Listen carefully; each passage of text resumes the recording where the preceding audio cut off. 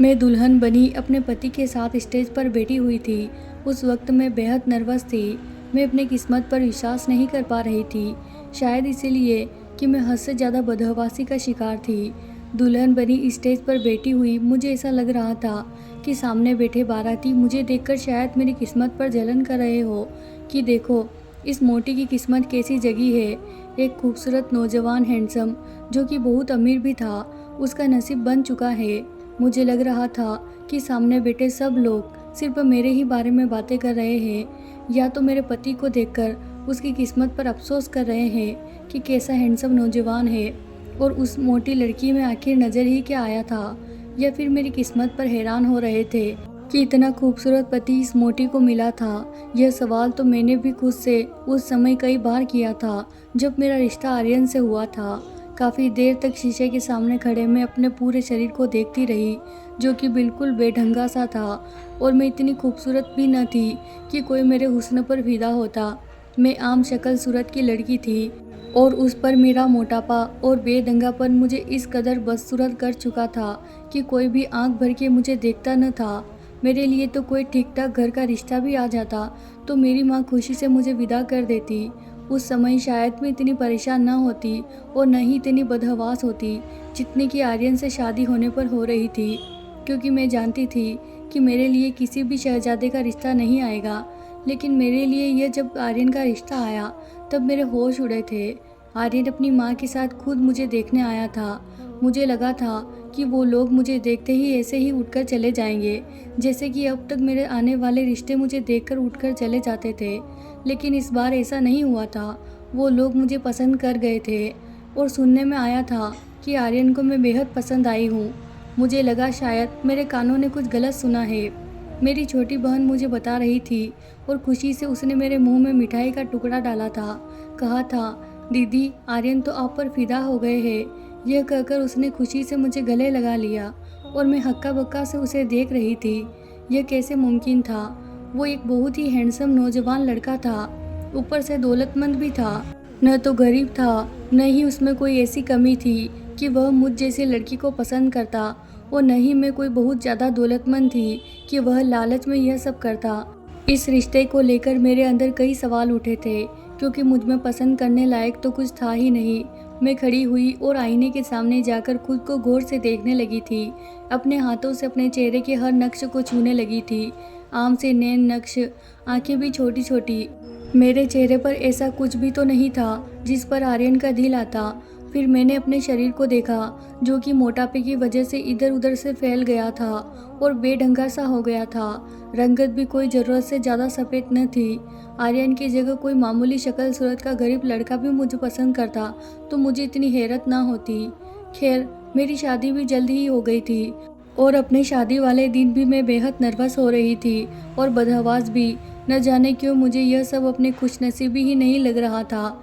ऐसा लग रहा था कि जैसे बात कुछ और है। ज़रूर अंदर ही अंदर कुछ ऐसी खिचड़ी पक रही थी जिसकी मुझे खबर नहीं थी, क्योंकि मैंने आर्यन के चेहरे पर एक पल के लिए भी मुस्कुराहट नहीं देखी थी। खुशी का कोई ऐसा रूप नहीं देखा था जो कि दूल्हे के चेहरे पर होता है। जैसे जैसे समय गुजर रहा था, मेरा दिल डर के मारे कांप रहा था।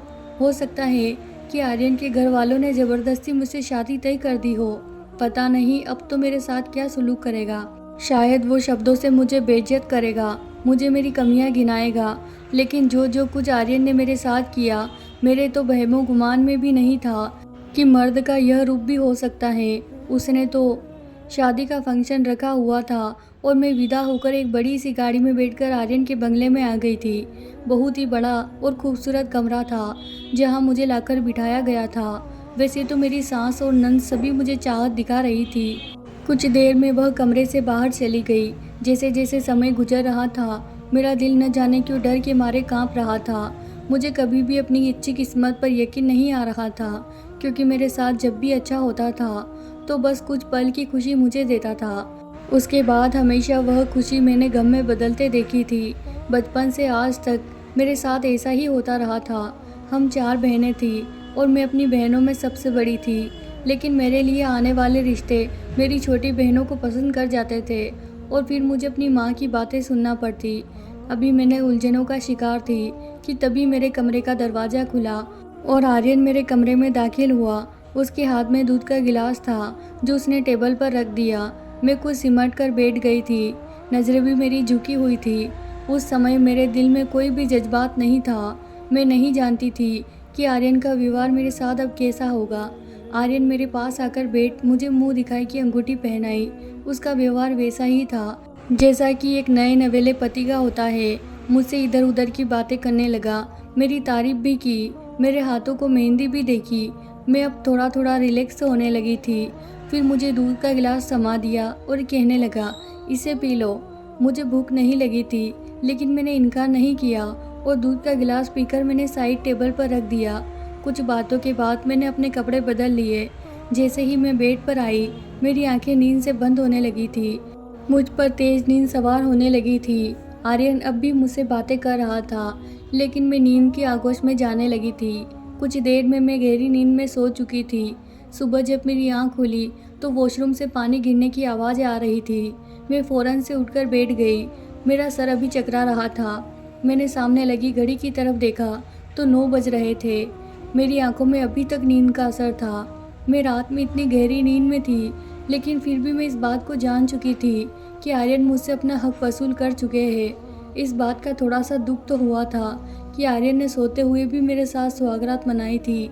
अगर मैं थकावट की वजह से गहरी नींद में भी सो गई थी तो आर्यन को कम से कम सब्र रखना चाहिए था, लेकिन वह इतना बेसब्र था कि उसने सोते में ही सब कुछ कर लिया था।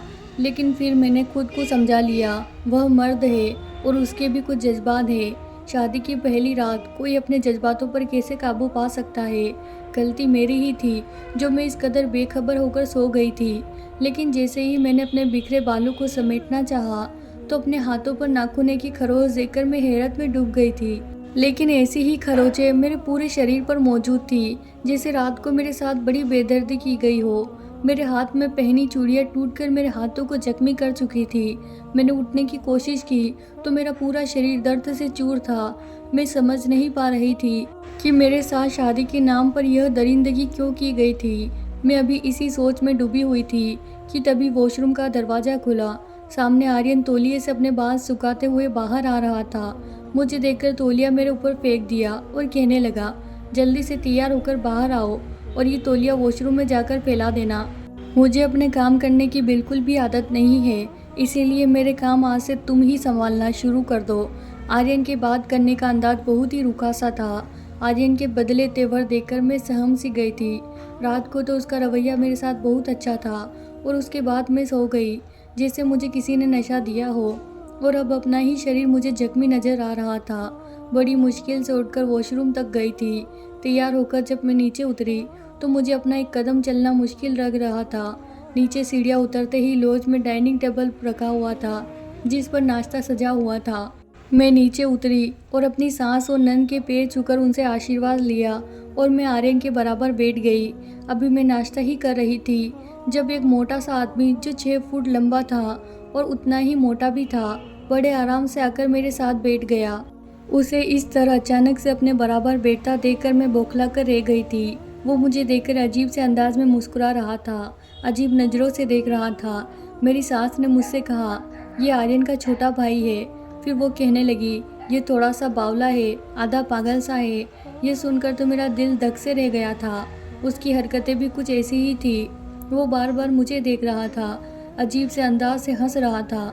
फिर एक नौकर आया और उसके सामने उसने 10 पराठे मेरे देवर के सामने रख दिए और पूरा बावल भरकर सब्जी उसने अपनी तरफ रखा और उसी में खाने लगा।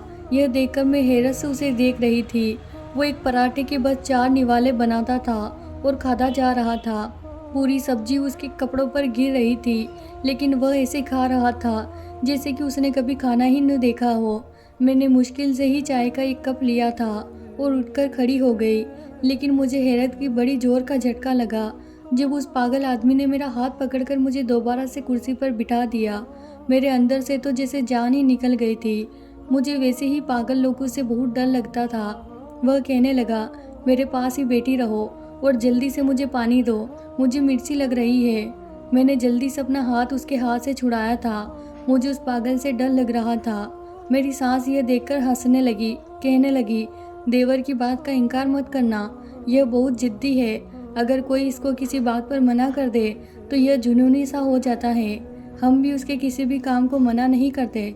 मैंने आर्यन की तरफ देखा जो ऐसे ही लापरवाही से नाश्ता कर रहा था कि जैसे उसका मुझसे कोई संबंध ही ना हो। मैंने पानी का जग लिया और गिलास में पानी डालने लगी। अभी मैं पानी डाल रही थी कि उसने जग मेरे हाथ से छीना और वैसे ही जग से मुंह को लगाकर पीने लगा। उसके खाने पीने का अंदाज बिल्कुल जंगली जैसा था। वह जग से पानी पी रहा था और पानी उसके मुंह से बहकर उसके कपड़ों को भी भिगा रहा था। उसे देखकर मुझे ही घिन आ रही थी। फिर मैंने चाय के अलावा कुछ भी नहीं लिया और मैं उठकर अपने कमरे में चली गई। रात को आर्यन मुझे फिर दूध का गिलास थमाने लगा, कहने लगा, ये पी लो। मैंने दूध का गिलास पकड़कर साइड पर रख दिया। मैंने कहा, इस दूध में क्या चीज़ है? मेरी बात सुनकर वह एकदम से चौंक गया था। कहने लगा, क्या मतलब? दूध है और क्या है? मैंने कहा कि कल भी इस दूध को पीने के बाद मुझे बहुत गहरी नींद आई थी। मैं चाहकर भी जाग नहीं पाई थी। मेरी बात सुनकर वो मुस्कुराने लगा और बोला, ये तो तुम्हें पता होगा कि तुम कितनी रातों से जाग रही थी, जो कल तुम लेटते ही सो गई। खैर, यह मेरी माँ ने दिया है। वो कहती है, अगर औरत दूध पीकर सोए तो बच्चा खूबसूरत पैदा होता है और उन्हें अपना पोता पोती बहुत ही खूबसूरत चाहिए। यह कहकर आर्यन ने दूध का गिलास साइड टेबल से उठाया और मेरे होठों से लगा दिया। ना चाहते हुए भी मुझे वह पीना पड़ा। लेकिन जैसे ही मैंने दूध पिया, मुझे फिर से नींद आने लगी थी और कुछ ही देर बाद नींद में जा चुकी थी। सुबह फिर से मेरा वैसा ही हाल था जैसा कि शादी की पहली रात हुआ था। मुझे अपने अंदर बहुत ज़्यादा कमजोरी महसूस हो रही थी और मेरी गर्दन पर दांतों के निशान भी थे। उस समय मेरे कमरे में कोई भी नहीं था। मैं तैयार होकर बाहर आई तो लॉन में मेरा देवर, मेरी सास और नंद नाश्ता कर रहे थे। आर्यन कहीं भी नज़र नहीं आ रहा था। अपने देवर को देखकर तो मेरा दिल ही नहीं चाहा कि मैं टेबल पर बैठकर नाश्ता भी कर लूँ, लेकिन मेरा देवर मुझे देखकर मुस्कुराने लगा। मेरी सास कहने लगी, आओ बैठो, नाश्ता कर लो। मैं अपनी ननद के बराबर में बैठ गई। मेरा देवर लगातार मुझे ही देख रहा था और रोटी पर रोटी अपने अंदर उतार रहा था। मेरी सास और नंद नाश्ता कर चुकी थी, इसीलिए उठकर चली गई। मजबूरन मैं अकेली ही टेबल पर बैठी थी जब देवर ने एक ऐसी बात मुझसे कही कि मैं दंग रह गई थी। ऐसी बात कोई भी आदमी नहीं कह सकता। यह बात तो बस पति जानता है या फिर वो लड़की, कोई तीसरा आदमी नहीं जान सकता। मेरा देवर कैसे जानता था, मुझे समझ नहीं आई। अब मुझे देखकर हंस भी रहा था। मेरी हालत अजीब सी होने लगी थी। मैंने सब कुछ वहीं छोड़ा और अपने कमरे में आकर बैठ गई और यह सोचने लगी कि रात को मुझे आर्यन नशे वाला दूध क्यों पिलाता है। मैं उसकी पत्नी थी और वो मुझ पर पूरा हक रखता था। वो मेरे होश व हवास में भी मेरे साथ संबंध बना सकता था। फिर मुझे नशे में रखने का क्या मकसद था? और फिर मेरे देवर का ऐसी बात कह देना जो सिर्फ पति पत्नी के बीच होती है, यह बात देवर तक कैसे पहुंची थी? और वो भी ऐसा आदमी जो कि आधा पागल था। मेरा सर बुरी तरह से चकराने लगा था। मैं नहीं जानती थी मेरे साथ क्या हो रहा था। मुझे कुछ ठीक नहीं लग रहा था। रात को जब आर्यन ने मुझे दूध का गिलास दिया तो मैंने आज साफ मना कर दिया। मैंने कहा, आर्यन, आज से मैं हरगिज यह दूध नहीं पीऊँगी। इसमें यकीनन नशे की चीज़ है। उसने गिलास मेरे मुंह से लगाया तो मैं पीछे हट गई और हाथ से गिलास पीछे कर दिया। मैंने कहा, नहीं आर्यन, आज मैं किसी भी कीमत पर यह दूध नहीं पीऊँगी। मेरा यह कहना था कि आर्यन गुस्से से बिखर गया था। कहने लगा, क्यों नहीं पियोगी? देखो, मैं बहुत ही जुनूनी किस्म का इंसान हूँ और तुम बिना नशे का मेरा जुनून सह नहीं सकती। तुमसे शादी करने का मेरा मकसद भी यही था। मैं जानता था कि कोई भी नाजुक शरीर की लड़की मेरी इच्छाओं को पूरा नहीं कर सकती और इसीलिए मैंने तुमसे शादी की थी। इसीलिए चुपचाप से जो मैं करता हूँ उस पर कुछ भी इनकार मत करो और चुपचाप यह दूध पियो। और मैं तुम्हें बता रहा हूँ कि हाँ, इसमें नशा मिला हुआ है। मैं जानबूझकर तुम्हें बेहोश करके तुम्हारे साथ संबंध बनाता हूँ ताकि तुम मेरे जुनून को सह सको। उसने दूध का गिलास मेरे मुंह पर लगाकर मुझे पिला दिया। मैंने कई बार कोशिश की कि मैं दूध का गिलास ना पीऊँ, लेकिन उसने मेरी एक न चलने दी। 1 महीना गुजर गया था और मैं इसे 1 महीने के अंदर बहुत ज़्यादा कमज़ोर हो गई थी। यहाँ तक कि मेरा 30 किलो वज़न कम हो चुका था। अब मैं कहीं से भी मोटी नहीं लगती थी लेकिन एकदम से मेरा वजन कम होने की वजह से मेरी रंगत काली और पीली पड़ने लगी थी, क्योंकि यहाँ हर रात मैं एक जानवरों जैसा व्यवहार खुद पर बर्दाश्त करती थी। अब तो खाते पीते समय भी मेरे हाथ कांपने लगते थे। हालांकि इस घर में हर काम के लिए नौकर थे, मुझे कुछ भी करना नहीं पड़ता था। मुझे लगता था जैसे मेरा शरीर दिन ब दिन कमज़ोर होता चला जा रहा है। मेरी आंखों के आसपास काले गहरे गड्ढे से पड़ने लगे थे। सीढ़ियाँ चढ़ने पर ही मेरी सांस फूलने लगती थी। धीरे धीरे भूख बिल्कुल मरती जा रही थी। दोपहर के समय मेरी तबीयत कुछ ख़राब थी और मेरी सांस अपने रूटीन चेकअप के लिए जा रही थी, तो मैंने कहा मुझे अपने साथ ले चले। वो मुझे अपने साथ ले गई। डॉक्टर ने मुझे कुछ ताकत की दवाइयाँ दी और मेरे कुछ ब्लड टेस्ट भी किए। उसके बाद आराम का बोल दिया। मेरी सांस और नंद आम रिवायती टाइप की नहीं थी कि मुझ पर रोक टोक करती या काम की जिम्मेदारी डालती, बल्कि उन्हें तो इस बात से भी मतलब नहीं था कि उनके इतने हैंडसम बेटे ने एक मोटी और आम शक्ल सूरत की लड़की से शादी क्यों की थी। एक बार मेरी सास ने बातों बातों में मुझसे कहा था कि आर्यन ने तुम्हें पसंद कर लिया, और हमें आर्यन की पसंद पर भी कोई एतराज़ नहीं था। उसकी ज़िंदगी है, उसने अपनी मर्जी से गुजारनी है, इसीलिए हमने बिना किसी रोक टोक की उसकी और तुम्हारी शादी करवा दी। खैर, यह गुत्थी मेरे लिए अब तक नहीं उलझी हुई थी कि आर्यन ने मुझसे शादी क्यों की थी। वापसी पर मेरी सास कहने लगी कि मुझे शॉपिंग मॉल से कुछ शॉपिंग करनी है, लेकिन मेरी हिम्मत नहीं थी कि मैं शॉपिंग मॉल में घूमती। मैं गाड़ी में ही बैठी रही। यूं ही समय गुजारने के लिए सामने बने रेस्टोरेंट को देखने लगी। बहुत से लोग खाना खाने जा रहे थे और कुछ वहां से निकल भी रहे थे कि तभी अचानक मेरी नज़र आर्यन पर पड़ी थी, और जिस लड़की को मैंने आर्यन के साथ देखा था उसे देखकर तो मैं अपने होशो हवास खो बैठी थी। वो दोनों गाड़ी से उतरे और रेस्टोरेंट के अंदर चले गए। मेरी गाड़ी दूसरे मेन रोड पर थी और मॉल के सामने खड़ी थी। ड्राइवर भी मेरे सास के साथ मॉल के अंदर जा चुका था ताकि उनका सामान उठा सके। मैं गाड़ी से नीचे उतरी, रोड क्रॉस किया और उसी रेस्टोरेंट में चली गई जहां आर्यन और वह लड़की गई थी, जहां वो बैठे थे। दोनों की मेरी तरफ ही पीठ थी।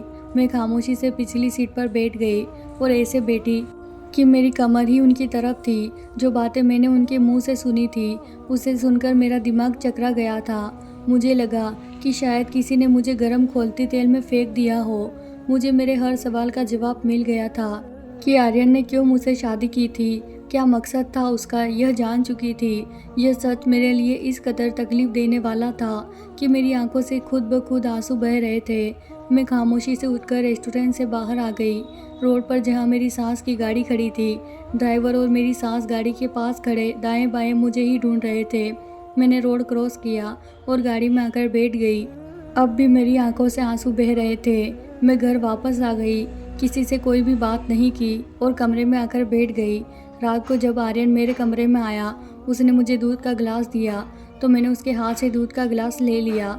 मैंने कहा कि मैं अपनी कुछ मेडिसिन बाहर भूल गई हूँ, लॉन्च में ही होगी, मुझे वो ला दो, मैं दूध के साथ ही खा लूँगी। इस एक महीने में मैं चुपचाप उसकी हर बात मान रही थी, इसीलिए अब उसे लगा कि शायद मैं वो दूध पी लूँगी। जैसे ही आर्यन कमरे से बाहर गया, मैं बेड से खड़ी हुई और दूध खिड़की से बाहर गिरा दिया। मेरे कमरे की खिड़की बाहर लॉन में ही खुलती थी। पौधों के बीच मैंने दूध का गिलास गिराया और अपने पास से एक मिल्क पैक निकाल कर गिलास में डाल लिया। मुझे यह जानना था कि आर्यन रात को मुझे नशे का दूध पिलाकर आखिर मेरे साथ करता क्या है। जब आर्यन कमरे में आया तो मैंने उसे मुस्कुराकर देखा। उसने मेरी मेडिसिन मुझे दी और कहने लगा, तुम्हें क्या हुआ है जो तुम यह दवा खा रही हो? मैंने कहा, मैं आज डॉक्टर के पास गई थी, मुझे अपने अंदर बहुत वीकनेस फील हो रही थी, इसीलिए डॉक्टर ने मुझे मेडिसिन दी है। उसने लापरवाही से कंधे उचका दिए, कहने लगा, ठीक है खाओ मेडिसिन। मैंने अपनी मेडिसिन दूध के साथ ली और उसके बाद बेड पर लेट गई और ऐसा दिखावा करने लगी जैसे मैं नींद के नशे में जा चुकी हूँ। कुछ देर बाद आर्यन कमरे से बाहर जा चुका था। मुझे वो बातें याद आने लगी जो रेस्टोरेंट में मैंने आर्यन और उस लड़की के मुंह से सुनी थी। वो लड़की कोई और नहीं बल्कि मेरी ही छोटी बहन थी। अपनी छोटी बहन को ही मैंने गाड़ी से उतरकर रेस्टोरेंट में जाते हुए देखा था और मुझे अपनी आंखों पर विश्वास नहीं आ रहा था कि मेरी छोटी बहन आर्यन के साथ। इसीलिए मैं गाड़ी से उतरकर रेस्टोरेंट में चली गई थी और उनके बिल्कुल पीछे वाली टेबल पर बैठ गई थी। आर्यन मेरी बहन से कह रहा था कि ये ड्रामा मैं अब और ज़्यादा नहीं कर सकता। मेरी बहन कहने लगी, देखो जो काम तुम मेरी बहन के साथ कर रहे हो उस हिसाब से वह बस कुछ ही महीने जिंदा रह सकती है, उससे ज़्यादा नहीं। फिर हमारा रास्ता साफ हो जाएगा। वह कहने लगा, मुझे तुम्हारी मोटी और उस भारी भरकम बहन को देखकर घिन आती है। मुझे जैसा खूबसूरत हैंडसम नौजवान किस तरह ऐसी बदसूरत लड़की को बर्दाश्त करता है, यह मैं ही जानता हूँ। तुम खुद को तो देखो, तुम कितनी खूबसूरत और हसीन हो। अपनी बहन को देखो, जो तुम्हारे पैरों के नाखूनों के बराबर भी नहीं है। बस मेरी मजबूरी यह है कि तुम्हें पाने के लिए मुझे उसे अपनाना पड़ा। यह मेरी तुमसे मोहब्बत की हद है। मेरी बहन मुस्कुराने लगी थी, कहने लगी, मैं जानती थी कि इस बार मेरी माँ कभी भी मेरी बड़ी बहन को छोड़कर मेरी शादी नहीं करेगी, क्योंकि उसे छोड़कर माँ 2 बहनों की शादी कर चुकी है। और अब माँ ने फैसला कर लिया था कि अब तो इस मोटी की ही शादी करेंगे, तभी मेरी शादी करेंगे। और फिर तुम मुझसे उम्र में 10 साल बड़े थे। मेरी माँ तो साफ मना कर देती, और फिर मैं जितनी खूबसूरत और हसीन हूँ, मेरे लिए रिश्तों की कमी ना होती। इसीलिए मैंने सोचा, चलो मेरी बहन वैसे तो किसी काम की नहीं, अगर वो मेरे काम यूँ आ सकती है तो इसमें क्या नुकसान है। कुछ ही महीनों में वह मर जाएगी और फिर तुम अपना रिश्ता मेरे लिए भेज देना। माँ फिर इस रिश्ते के लिए मना नहीं करेगी, क्योंकि तुम उनकी नज़रों में भले होंगे, और मैं भी जीत कर ये माँ को मना लूँगी। मैंने अपनी बहन की कही हुई बातें सोच रही थी और मेरी आंखों से आंसू बह रहे थे। अपनी बहन की बातें सोचकर उसने मुझे अपनी शादी के लिए इस्तेमाल किया था। मैं बेड पर आंखें बंद करके लेटी हुई थी और ऐसा दिखावा कर रही थी कि जैसे मैं सो गई हूँ, कि तभी कमरे का दरवाज़ा खुला। जो मेरे कमरे के दाखिल हुआ, उसे देखकर मैं एकदम से उठकर बैठ गई थी। वो तो मेरा देवर था, 6 फुट लंबा चौड़ा आधा पागल इंसान। उसने कमरे का दरवाज़ा बंद किया और मुस्कुराते हुए मेरे पास आने लगा। मैं फ़ौरन से खड़ी हो गई। मैंने कहा, तुम मेरे कमरे में क्या कर रहे हो? मेरे पूछने पर वो कहने लगा, रोज़ मेरा भाई मुझे ही तो तुम्हारे कमरे में भेजता है, कहता है जाओ ऐश करो। मैंने कहा, निकलो मेरे कमरे से बाहर। लेकिन वह बाहर जाने के बजाय मेरे पास आने लगा। क्यों बाहर जाऊं? मुझे तो मेरे भाई ने भेजा है और रोज़ मैं तुम्हारे ही पास आता हूँ, तो आज बाहर क्यों जाऊं? तुम्हारे साथ रहकर मुझे बहुत मज़ा आता है। मैं खुद ही कमरे से बाहर जाने लगी तो वो मेरे सामने आकर खड़ा हो गया। कहने लगा, तुम कमरे से बाहर नहीं जा सकती। मैंने कहा, अगर तुम पीछे नहीं हटे तो मैं शोर मचा दूंगी।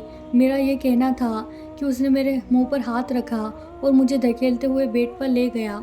मैं इस 1 महीने में इस कदर कमज़ोर हो चुकी थी कि अपने बचाव के लिए हाथ पैर भी नहीं चला सकती थी। रात भर उस इंसान ने मेरे साथ जो दरिंदगी की, मैं रोती रही, बिलखती रही, लेकिन उस इंसान के अंदर तो जैसे कोई जंगली जानवर था। सुबह होते ही वो मेरे कमरे से बाहर निकल गया था। मेरा दिल चाहा कि मैं खुद को ख़त्म कर लूँ, और मेरी बहन भी तो यही चाहती थी कि मैं मर जाऊँ। अपने फ़ायदे के लिए उसने मेरी ज़िंदगी नरक बना दी थी, मुझे बर्बाद कर दिया था। मैं यही सोच रही थी कि जब मेरे मोबाइल पर बेल बजने लगी और जब मैंने फ़ोन उठाया तो मेरे डॉक्टर का फ़ोन था। कहने लगा, तुम्हारी रिपोर्ट्स आ चुकी है, तुम्हें स्लो पॉइजन दिया जा रहा है जो कि तुम्हारे शरीर में फैलने लगा है। अगर इसका इलाज नहीं करवाया तो तुम मर सकती हो। मैं मर तो गई थी। मेरी छोटी बहन, जिसे मैं मासूमी सी गुड़िया समझती थी, उसने किन भयानक खेल मेरे साथ खेला था। वो एक बार मुझसे कह देती कि उसे आर्यन से शादी करनी है, तो मैं खुद अपनी माँ से कहकर आर्यन की और उसकी शादी करवा देती। हम 4 बहनें थी, चारों बहनों में मैं बड़ी थी और मेरी दोनों बहनों की शादियाँ हो चुकी थी। रिया सबसे छोटी थी और उसने यह कैसी भयानक चाल मेरे साथ चली थी।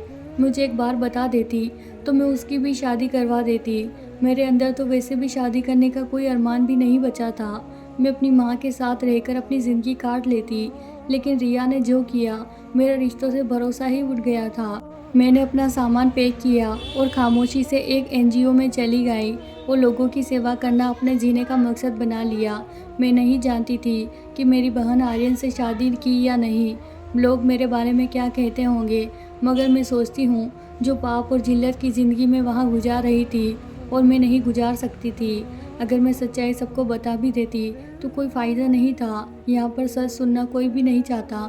वो मुझे अपनी ज़िंदगी से दूर करना चाहती थी, वो मेरी जान लेना चाहती थी, और मैंने खुद ही उसका रास्ता साफ कर दिया, क्योंकि आज भी मेरे दिल में मेरी बहन के लिए मोहब्बत बाकी थी। मैं भगवान से प्रार्थना कर सकती हूँ कि रिया अपनी ज़िंदगी में खुश रहे। उसने मेरे साथ चाहे जो भी किया, लेकिन उसकी ज़िंदगी में कभी दुख ना आए। वो मेरी छोटी बहन थी, मैंने उसे अपनी गोद में खिलाकर बड़ा किया था। लेकिन मुझे अपनी प्रार्थना पूरी होने के कम ही आसार नज़र आते थे, क्योंकि वो इंसान दूसरों के साथ बुरा करता है, भगवान भी उसके साथ बुरा ही करता है। कैसे कह सकते हैं कि आर्यन जिस औरत की इज्जत करना नहीं आता और जिसने अपनी ब्याहता पत्नी के अपने भाई के हवाले कर दिया, उसके अंदर की गैरत नहीं जागी, वो रिया को खुश रख सकता है, ज़िंदगी भर उसका साथ निभा सकता है। तो दोस्तों, आपको ये कहानी पसंद आई हो तो वीडियो को लाइक और कमेंट करके ज़रूर बताएं। चैनल को सब्सक्राइब करना ना भूलें। धन्यवाद दोस्तों।